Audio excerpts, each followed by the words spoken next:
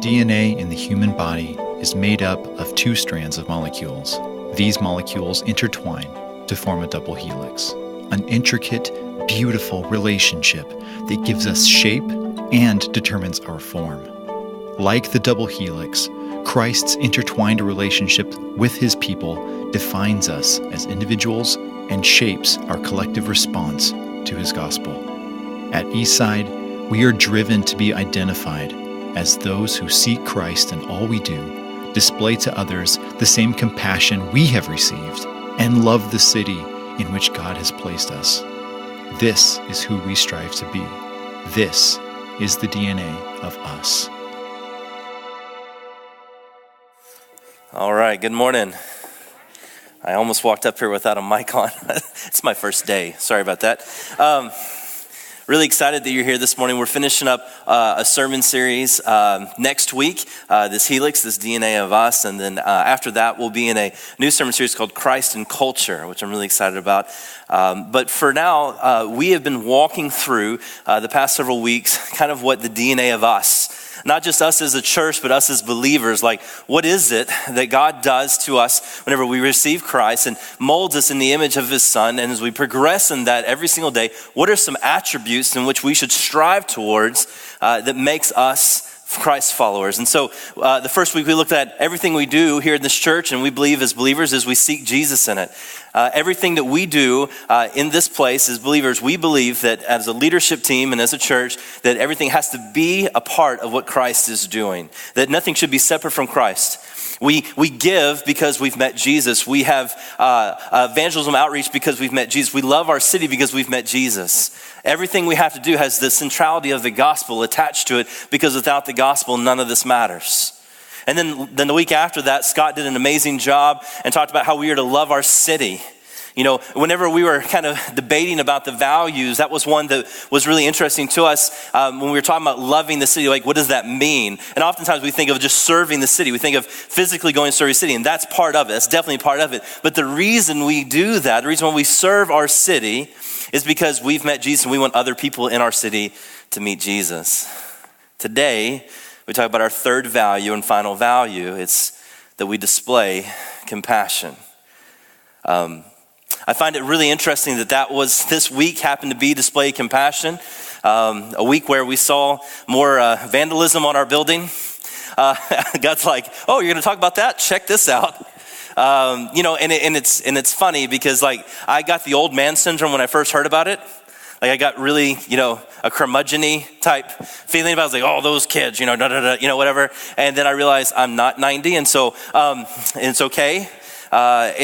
What's interesting, yesterday on our campus, we had a handful of kiddos for Foster Parents Night Out. If you're new to this church, Foster Parents Night Out happens here once a month, where we have foster parents bring together their kids that they're fostering. We watch them for 3 hours, have games, have a lot of fun. We had a Trolls theme. We watched the movie Trolls last night, which is my favorite movie. No kidding. It's like the one kid movie that I don't get sick of. Really awesome. We had a great time, and parents were blessed to be able to go do a date night or whatever they want to do. At the end of that evening, it was interesting. One of the moms came and found me. She said, hey, I'm here to pick up my kiddo, and she was a little bit early. I said, great. So we're talking, and she goes, man, I wish our church did this. And I was like, well, I'd love to talk to your pastor wherever you go, and I never found out where she went, but as she saw, so I went, okay, you're a believer. This is the first time in a year of doing Foster Parents Night Out that any of the parents have ever talked about church, or even had a clue that they, knew we were a church. So, okay, great. So we're having this conversation, and she goes, I'm really excited to come get these kids though back. I really missed them. I was like, oh, that's awesome. And she goes, I just got them a few weeks ago. I said, oh man, that's neat. She's like, yeah, like literally 2 weeks ago they got placed in our care. And so they're little ones. So I think Sharon and Liz Bernard were back there, and a couple of others. And so we went back there, and as soon as this little guy, I think he was like 2 or 3 maybe, right, Sharon? As soon as he saw mom, he went running. And she scooped him up, and I tell you right now, from a distance, if you didn't know the story, be like, that's her kid. That's her kid.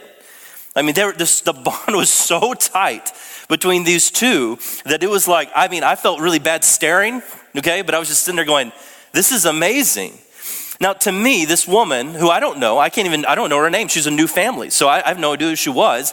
To show this kind of compassion to a child was overwhelming.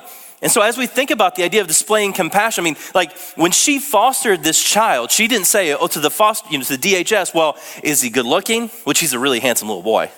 But, is he good looking? Is he well tempered? Is he well mannered? Is he going to behave? Yes. Okay. Yes. I'll take him in. That's not what she said. Yeah, bring him here. And I think them and brother and sister too, and all these things, that's compassion without any restraint or without any preconditions. That's how we display compassion. And when I thought about that last night, I'm driving home and I'm going to pick up the girls from Miss Carol's house, who is watching them for me. And I'm thinking, man, what an amazing view of compassion. But the thing is, when we think about compassion, we think about people. We think about how we're compassionate people and how we're supposed to be compassionate.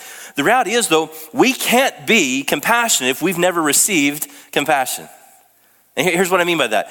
There are a lot of compassionate people and a lot of people with causes in their life, and that's great. But I believe everything inside of me, there's no eternal good and compassion that we can have that is really that agape type, forever compassion love, unless we've met Jesus. Paul says in Romans, he goes, at the right time, while we were sinners, Christ died for us. Christ didn't look at you and I and say, well, okay, I'll give my life to you and you can become my kid whenever you start behaving. Whenever you really get your act cleaned up and when you get your life lined out, and then I'll raise from the dead for you. You're like, right? I'll make you a new creation in Christ once you're good enough. Because if that was the case, none of us would ever be there. But that kind of compassion that Christ had on the cross as he's looking at his people and says, Lord, have mercy on these people, the same people who'd say, crucify him, that's the type of compassion I think we as the church need to have. And of all the values that we talked about this last week, I think this is really timely to have this as our third value and final value attached to this church. And I think it's attached to us as believers, because all you have to do is turn on the news or go to social media and see we kind of lack compassion right now. Now look, I don't get political, and I'm not planning to. I don't plan to start today. But I mean, look in the last 2 months.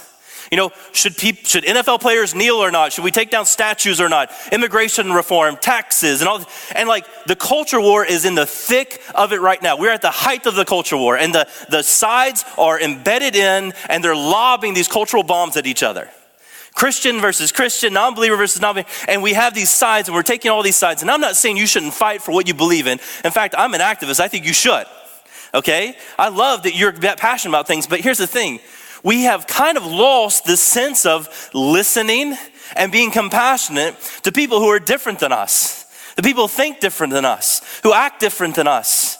And so I'm watching this display and I'm going, my goodness, Lord, if this is one thing our church can do well, is that show compassion.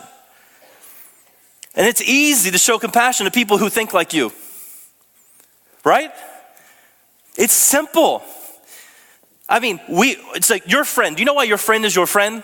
Because they make you feel good. Unless you're with someone who doesn't make you feel good, find new friends. I need a friend. I'm taking applications. The thing is, it's easy to be compassionate. If someone that you like calls you up and says, hey, I really need help, you'll drop everything usually and go help them, because it's easy to be compassionate to those people. But I think oftentimes the Lord puts people in our paths that is not like us, that is different than us, maybe even difficult, and says, them too deserve compassion. There's one thing that I've said in this church from the very beginning, and I believe this is true this morning more so than ever. No matter where you side on whatever issue there is, no matter how different you find yourself against me and political beliefs or against each other or against people on social media. I love social media, right? I love it because we get information. I hate it because we take about 5 seconds to think about what we want to say, and then we say it, and then you go and erase it later. Here's what I do. Cassie, there's a little thing. This is free, not part of the sermon. You're welcome. Write out your response on Facebook and then delete it before you ever post it. It's therapeutic. It feels good. And you stay out of trouble. It's fantastic. I do it often. In fact, one day when I'm 90, I'm going to publish a book of all the things I should have said. And then when I die, no one can get mad at me because I'm going to be dead. So it's fine. So the reality is, though, we don't have enough time to think about being compassionate. We just want to be right? We just want to be right. I think we need compassion so much in our lives. And the only way to get there is not for me to preach at you and say, you need to be nicer. It's that we need to lean in Jesus, the true source of compassion. Now, thankfully, we have a very compassionate church. And I'm not preaching to you at this because I feel like you're not doing it. In fact, I feel like we do it to not a detriment, but we do it to our detriment. We'll be compassionate to a fault. Even if we take the loss, that's okay. We will be compassionate. I mean, just this, a couple weeks ago, I find out that, we have a college ministry here that does amazing things called Northwest Collegiate Ministry. And Ryan Moore does an awesome job, and he has an intern, and this intern needs housing. And of course, I should have guessed that Fred and Gina Adair was going to be housing her. It's like it's like a European hostel. I mean, they just keep people in. Every time I think there's a new person living with them that's not one of their kids. And so that's compassion. I mean, they don't need to do that, but they do that. See, our church is, I think we had over like 35, 40 volunteers last night for like 21 kids. So we were well manned and staffed. We had a couple of families not show up. And it was compassion that fueled everything that we do, because we're not expecting any of those families to be here this morning. That's not why we do it. Well, where does that come from? It has to come from something, and it can't be ourselves, because we know ourselves. It has to come from Jesus. Now, I know these past couple weeks we talked about what we should be doing as believers, but maybe some of you need to receive compassion this morning. We're going to be in a very familiar story this morning called the Good Samaritan. You've all heard it. It's a familiar passage. I tried not to preach this passage. I tried to go Old Testament and be something really cool and get historical on you and use some of my seminary education, and I just kept coming back to this story. So anyway, I'm not that smart of a pastor, so I have to go what I know. But the reality is that some of you need to receive compassion today. Some of you have asked and hoped that someone would notice that you're in trouble. Some of you have asked and hoped that someone would notice that you're struggling, and yet no one has paid attention. No one has shown compassion to you. And to you, I'm sorry. I'm sorry if it's been us, if we've overlooked your burdens, if we've overlooked your situation. Well, I'm very sorry. That's not our intentions at all. And I think sometimes when we lack compassion, it's because we don't receive it often in our lives. And so today that may be you. And hopefully today you can find compassion. Maybe you don't find it from one of us, but hopefully you'll find it from the true source of where compassion lies, and that's from Jesus Christ this morning. Realizing he loves you, he knows your situation, and he mercifully gave his life for you despite where you're at right now in your life. So turn with me, Luke chapter 10. If you don't have a Bible this morning, you can look up here on the screen. The passage will be up here. Luke chapter 10, we're going to start in verse 25. Before I get there, Jesus is kind of sending out 72 disciples, and he gave them power. And it's interesting, and I never caught this till this last week, and that's why I love preaching familiar passages.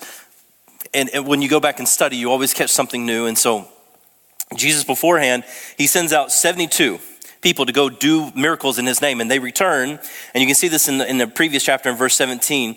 And the disciples that came back said, I saw Satan fall like lightning from heaven. Behold, I have given you authority to tread on serpents and scorpions and over all the power of enemy, and nothing shall hurt you. Nevertheless, do not rejoice in this, that the spirits are subject to you, but rejoice that your names are written in heaven.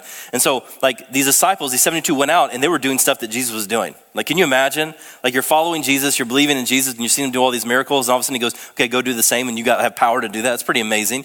So they come back and make all these reports to Jesus. In the midst of their reporting, though, a lawyer stands up and has a question for Jesus. And so he's the first character in which I want to focus on, but I never noticed before is he's one of the 72. They make no indication that he's not one of the 72. So he's been doing some stuff in Jesus' name. He's a disciple of Christ. They make no indication that he was kind of some outlier, that wasn't part of the 72, because Jesus talking to the 72 during this parable. And I never realized his audience before until this last week. And so he's one of his people. He's one of his friends, one of his guys that's been hanging around for a little bit. And so the lawyer stands up. Verse 25. And behold, a lawyer stood up and to put him to the test. So we see this right about, Dr. Luke tells us that this was to test Jesus. And that's okay. A lot of you say, well, I feel like God is testing me, or I feel like I need to test God. God can take your test. It's okay. He can handle it. And though Scripture tells us not to put the Lord your God to test, when you put God to test, oftentimes the results in which you seek or which you hope is going to render lead you to a whole other different path, and you usually end up repenting. So he says, and behold, a lawyer stood up, put him to the test, saying, Teacher, what shall I do to inherit eternal life?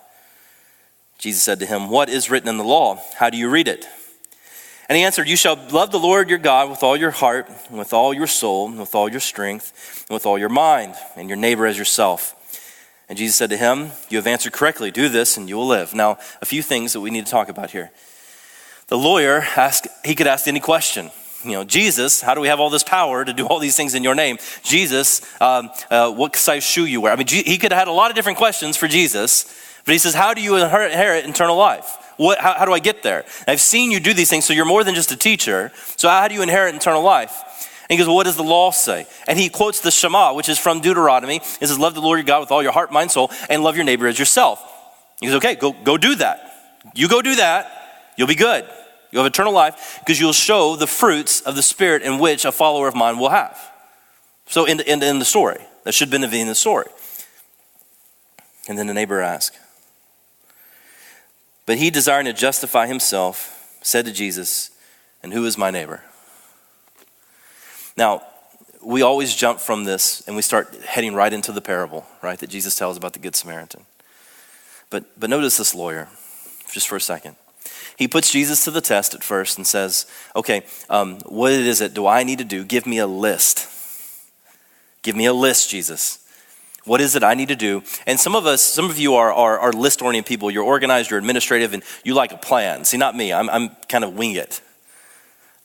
Spontaneous. I drive my staff crazy, but I mean, that's what I do. That's my thing. I wish it wasn't my thing sometimes, but that's what I do. Yeah, some of you like steps. You like pragmatism, right? That's great.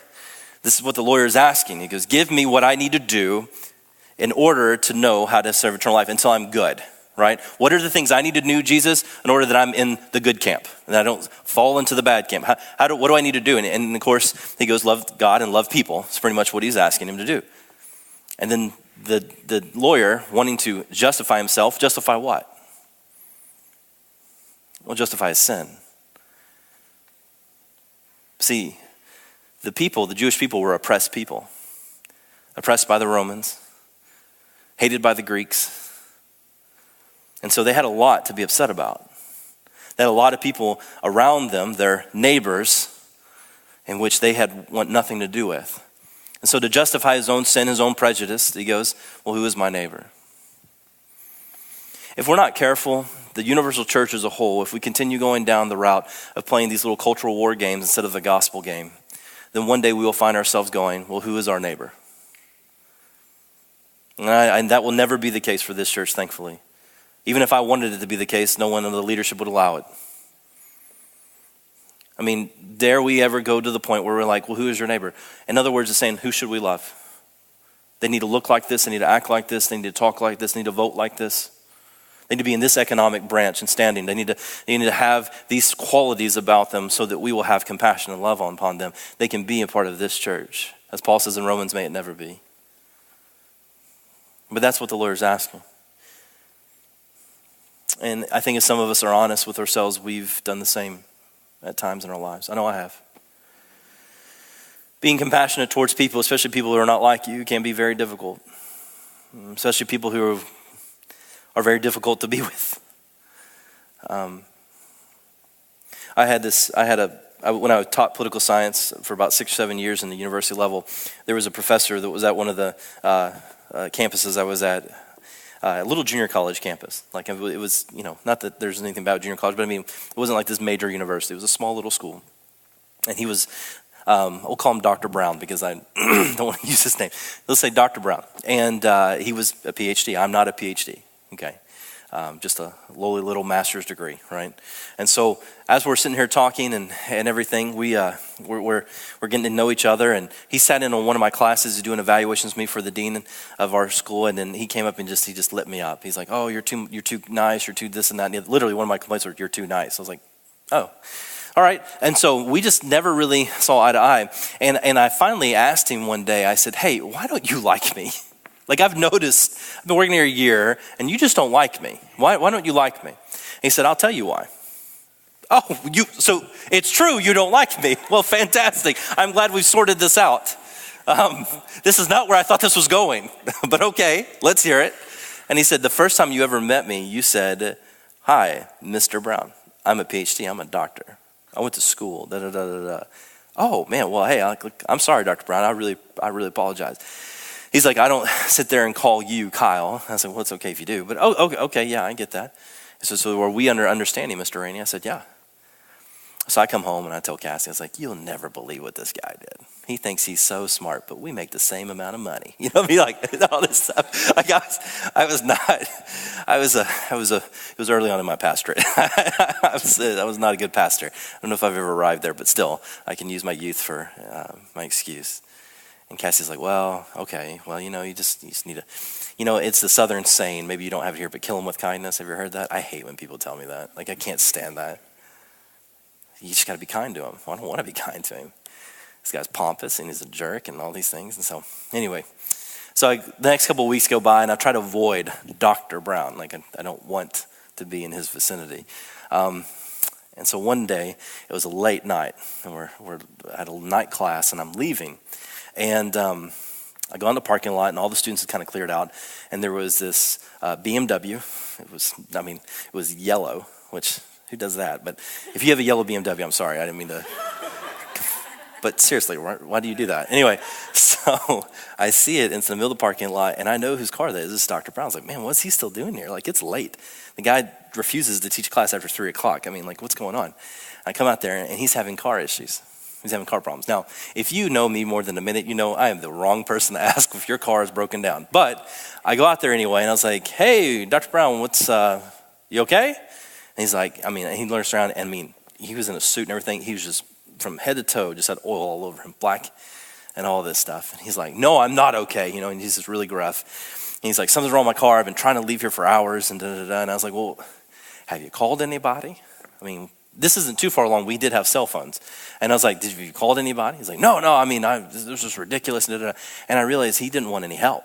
Like, he didn't want any help. So I had two options in that moment, because my car, my rinky-dink little Nissan Sentra, I think, or whatever it was like 3 doors down, silver, not yellow. And so it was like 3 spaces down. And I'm going, I can get in this car and drive away. And tomorrow morning when I get to school, he'll probably still be here. And I'm okay with that. I'm at peace with that. I said, okay, well, if I'll just see if you need anything. And I took one step towards my car and I was like, you gotta be kidding me. So I'm like, all right, well, what do you think the problem is? And he's like, well, I don't know anything about, cars or anything. And I'm like, I have no clue about cars either. So just happened that this, like, he would start it, and you car guys are gonna be like, oh, it was easy. You just gotta look at this and this. Okay, that's fine. But we've spent the next 30 minutes trying to figure it out. Well, I had this happen in my car not too long ago where I had corrosion around my battery, okay? Like where the spark things go on the battery. So I went to ministry school. Hi-oh! Yeah, this is not my thing. So here's my man card. Like, I don't know. I don't do this. So I write books, I preach, I don't do cars. So anyway, I can change my own tire, thank you. And so I said, hey, I think it may be here in your battery. Like, he had just corrosion all over his battery. And then so I was like, let's clean off the cables. So we took the cables off, we cleaned it all up, put the things back on. It started just like that. Now I walk away, I'm going, I am the greatest auto mechanic in the world. Bow to me, all you. I thought that was hot stuff, right? So, and he looked at me, and I was like, okay, like, here it is, Dr. Brown, lay it on me. Your thanks, your praise, your gratitude. He goes, that was it.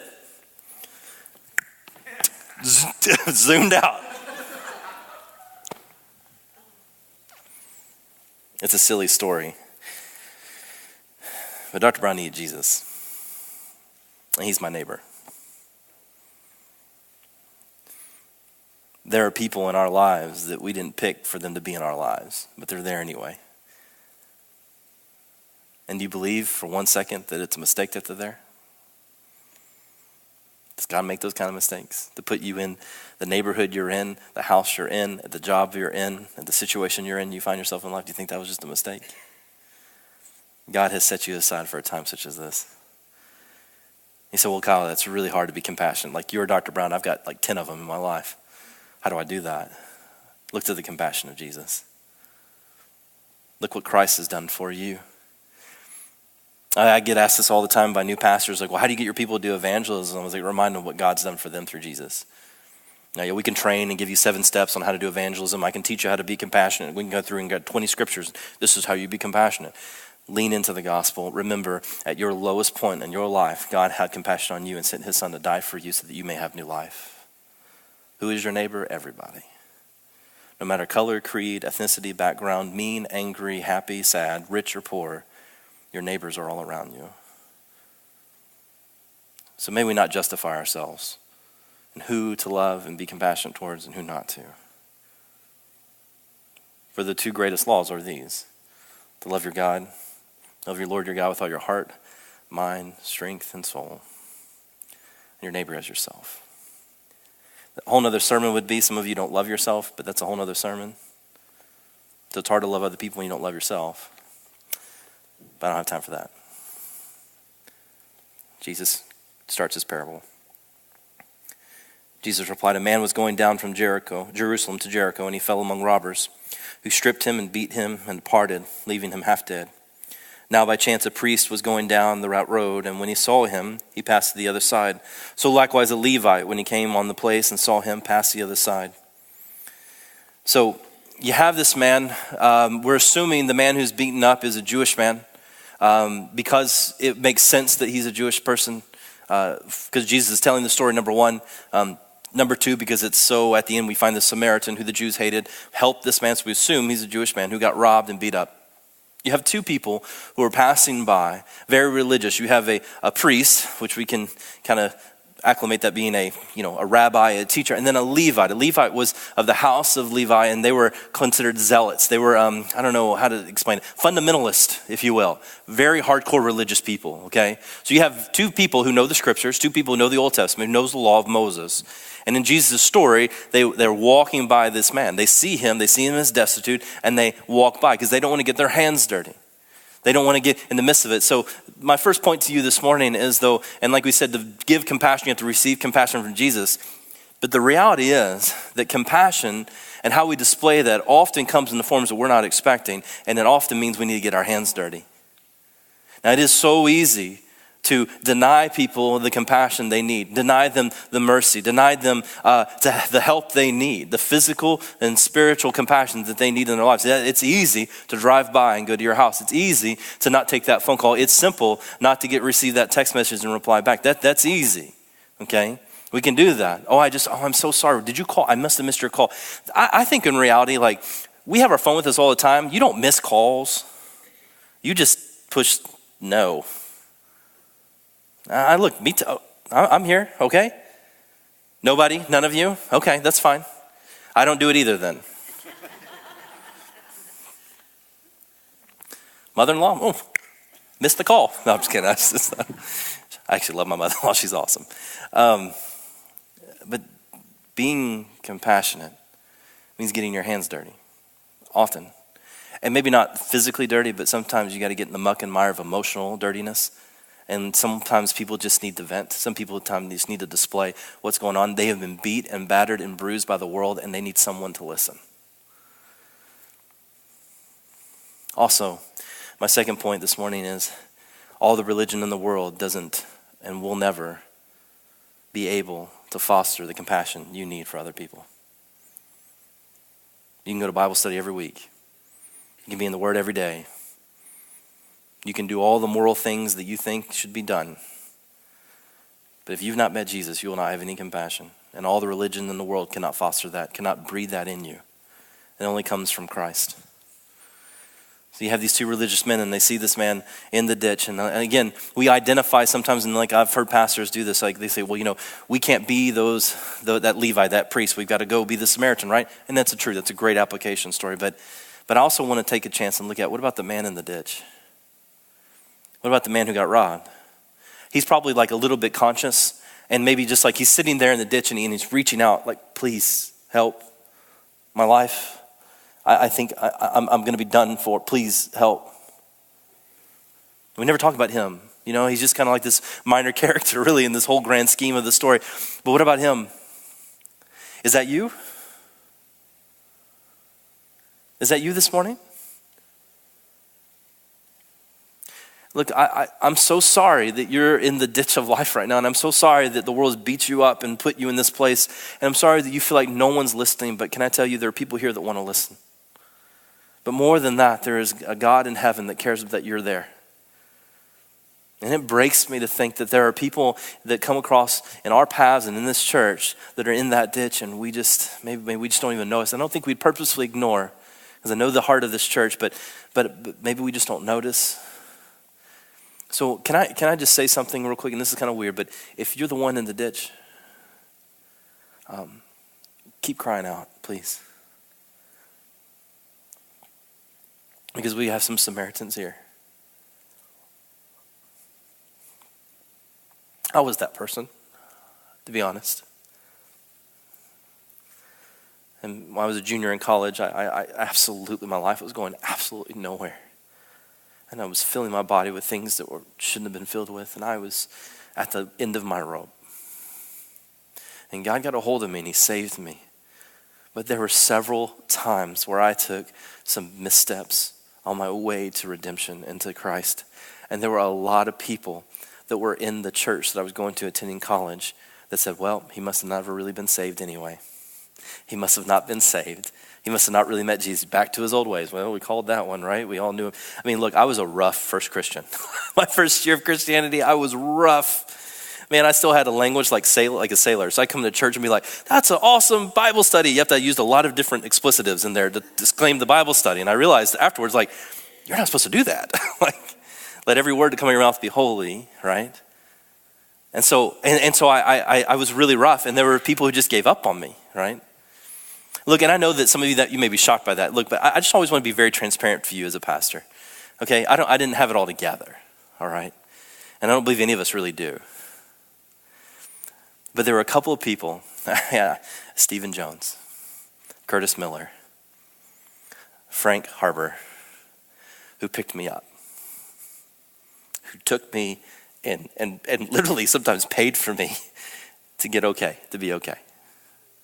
So it's funny, as I get older and I become a Christian longer and I see hopefully less of Kyle and more of Jesus in my life, I realize I identify sometimes with the Levite and then with the priest as I walk on by people who need me or who need a little bit of attention, but man, I'm too busy, I got to get on my way, and it means my hands are dirty and I've got a lot of things going on. But I'll never forget that I was in the ditch. And I find myself thinking back to that often these days of when I was in the ditch, when I needed compassion. And you may pass people in your life and go, well, they're too far gone. They're too beat up, right? And let's go back to the parable. They're too far gone. They're not going to make it. Hear me, there is no one too far gone that Jesus cannot bring back to life. There is no sin that we commit that his blood cannot wash clean. And so don't be the Levite, don't be the priest, but understand that you may be the one in the ditch and need some help. Yell out. There are Samaritans around you. Those of you who were there, may us never forget what it was like when we had been robbed. We had been beat up by the world, left for dead. He goes on. But a Samaritan, as he journeyed, came to where he was. And when he saw him, he had compassion. There it is. He went to him and bound up his wounds, pouring on oil and wine. Then he set him on his own animal and brought him to an inn and took care of him. And the next day he took out 2 denarii and gave them to the innkeeper, saying, take care of him, and whatever more you spend, I will repay you when I come back. Now, a few things here before we wrap things up.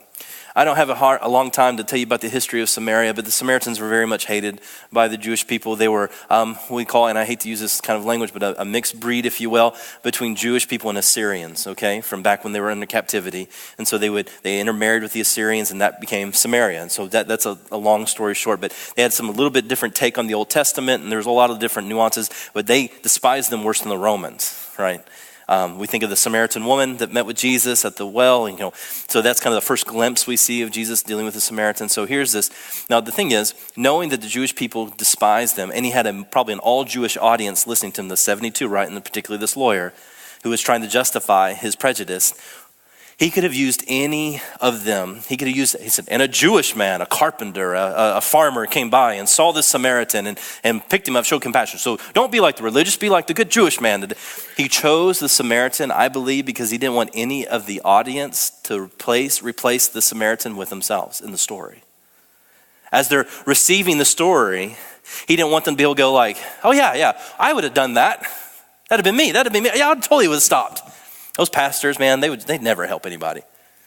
I totally would have stopped. No, he uses the Samaritan so that no one in the audience can identify with the hero of the story. He wants that because they want to see that compassion, that love the Lord your God with all your heart, mind, and soul, and love your neighbor as yourself, has to come from something more than just your background. Has to come something from more than just your upbringing, whether you're a church kid or not. It has to come from something greater, and that greater thing is Jesus. And so this man, he picks up and he says it shows compassion. He felt compassion. It washed over him. Compassion washed over him. So he picks him up, and it's amazing. Okay, if you don't know the historical culture here, that you may miss some nuances. But when you put a man or a woman on your beast of burden, in this case probably a donkey or a mule or something like that, when you get off and walk and lead it and let them ride, that's an ultimate show of humility. Like that's a big deal back in the day. That's why when Christ enters into the city before he dies, on Palm Sunday they call it, right? What was he? He was riding a donkey. Yeah, he came in. Because that's what a conqueror does. That's what a wealthy person does. They have a beast of burden so they don't have to walk and get their feet dirty. So he puts this man on his beast of burden, takes him in, pays for him to be healed. And Jesus says, which of these three do you think proved to be the neighbor to the man who fell among the robbers? The lawyer said, the one who showed him mercy. And Jesus said to him, you go and do likewise. I'm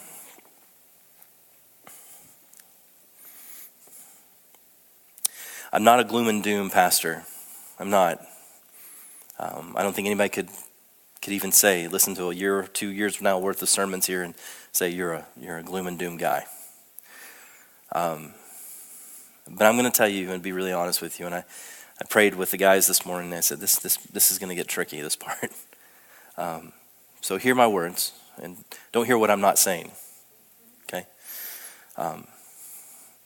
It's pretty rough out there right now. You know, as someone who was paid for many years to teach on politics, to teach on political happenings and trends to the students coming up, and not just the past, but current events and such. I mean, I feel like I'm not in the know, I'm no expert, but I have resources and I pay attention a lot to what's happening, and I make a lot of social media posts that I erase, and all those things, and it's kind of rough out there right now. And when I mean out there, I mean just in the day-to-day of this country. And I'm not here to take sides. I'll tell you this, you ever come to me during an election season, who should I vote for? You're going to get the same answer I've given for the whole of my ministry. I don't know. And I don't really care. You vote for how God leads you and be faithful in that. That's what I'm going to tell you. You don't get your membership revoked if you vote for someone or not. It's between you and the Lord, okay? So don't hear me say one side or the other, but it's rough out there, and it has nothing to do with who's in our administration or who was in our administration, who's going to be in our administration. It has nothing to do with that. It's just tense. It's really tense out there. And everything triggers us now. Everything. Now professional sports is triggering us. I mean, things are, and I know this, it's a big issue. It's a big deal. Don't hear me downplay it. I'm not saying it's not. But it's going to get worse. The cultural war is going to thicken. And there'll be something else. We'll forget about this one, and then next month there'll be something else. And the month after that will be something else. But what I've noticed is it's starting to kind of heighten a little bit. And it's getting pretty serious. But we have the remedy to all of it. And I believe as believers in the universal church here in this country, we are going to be asked by the Lord to step up with compassion. When I was a child, and I'll leave you with this, I remember being in First Baptist Church in our hometown. I was a kid, and I remember this sermon. Brother McKee was his name. We had the same birthday, so I remember him. Brother, he was the pastor. In the South, you call him brother and sister, whatever. You may not get that here, but yeah, it's just like that. Don't even begin that here. But Brother McKee, he was up there, and I really liked him a lot.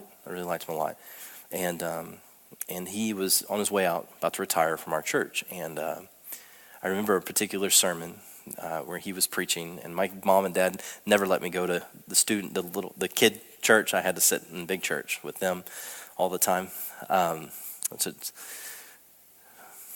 probably wise. I was a really bad kid. But anyway, we're sitting there. I remember him talking and he's preaching this verse, this passage, this very passage.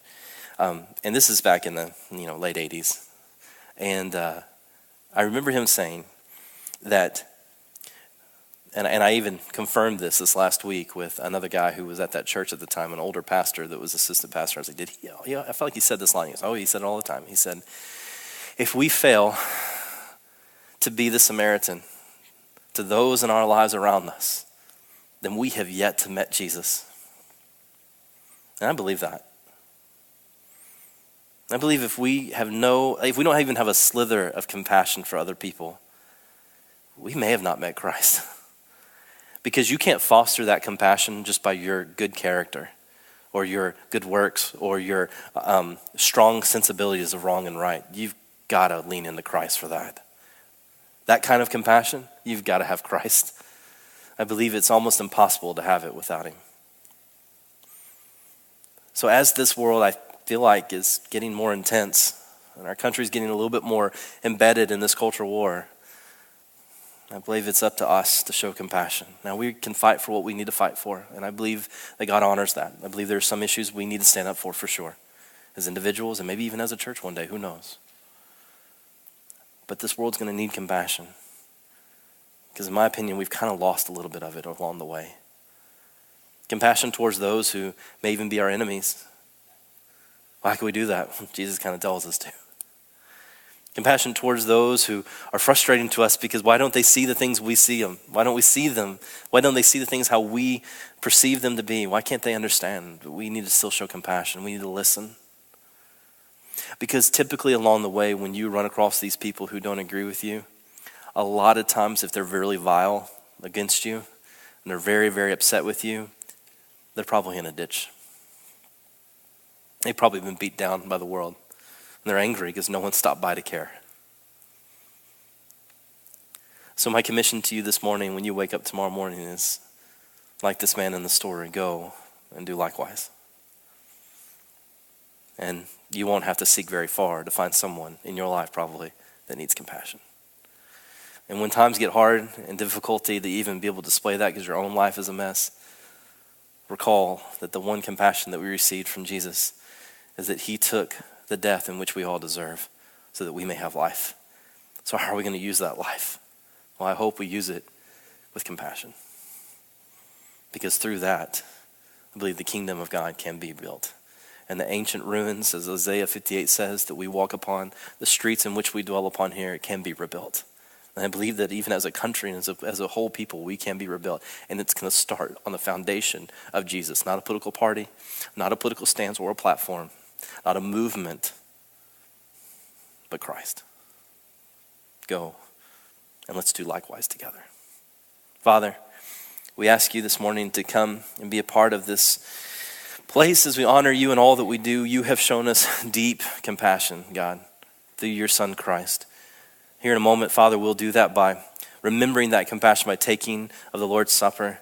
And God, I ask and pray that as we do such, that we recall and we take a moment to remember the compassion that you've shown us through your Son Christ. And though it's difficult and though it's hard sometimes, that we go and do likewise. Father, for those of us who have been beat down, who have been run down, who feel like we're at our limit right now, God, I pray that give the rest of us eyes to see and a heart to understand and ears to hear their cry and plea for help, and that we don't go along the other side of the road. And Father, for of us here who've never received the compassion of Christ, this morning I pray that they're able to understand that they're a sinner and they need Jesus to forgive them of sins and make them a new creation. Give them the faith in which to believe. We ask this in Jesus' name, amen.